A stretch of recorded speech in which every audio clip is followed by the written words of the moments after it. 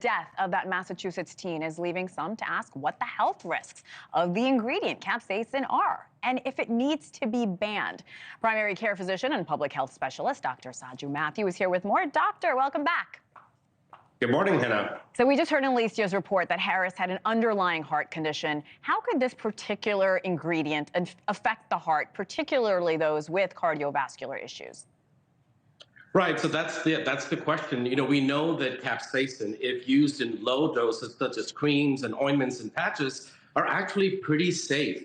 This is an unfortunate incident in that, number one, a teenager participated in this, which means that that in of itself is dangerous because of these high contents of capsaicin that's going to be ingested. Secondly, what's even more unfortunate is that the family did not know that this child actually had a pre-existing heart condition. Now, what happens is when you ingest high doses of capsaicin, it causes the heart to contract even harder. And when the heart contracts harder, it can decrease blood supply, causing cardiac arrest, sometimes even heart attacks and strokes.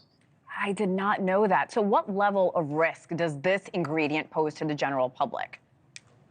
To the general public, the risk is fairly low, Hena. You want to mention both sides of the story. Sure. Like I said, this cream is available as an ointment in your local pharmacy. And if you apply that on your skin, the risk is actually very low. The problem, again, becomes when you ingest this in large amounts. Not to spice up your food and to have a good meal with friends. You can definitely enjoy the benefits of this. But if you ingest this in high amounts, I mean, part of the contest was swallowing the chip and then refraining from drinking or eating anything. That means that high doses are getting into the system, which can cause heart damage, heart strokes, and actually a heart attack as well. So what symptoms or side effects should people look out for?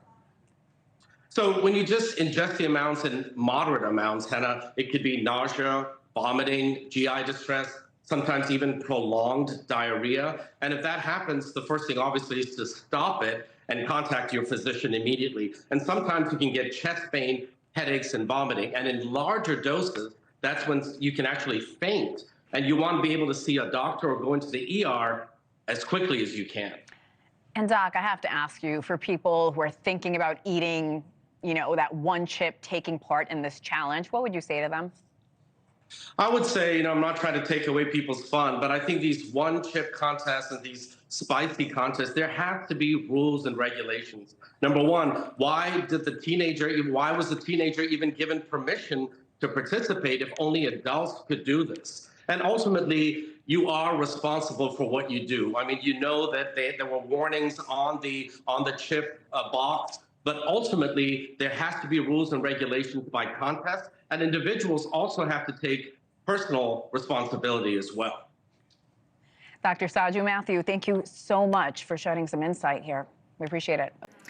Thanks for watching. Go to joinnn.com to find NewsNation on your television provider. And don't forget to click the red subscribe button below to get more of NewsNation's fact-driven, unbiased coverage.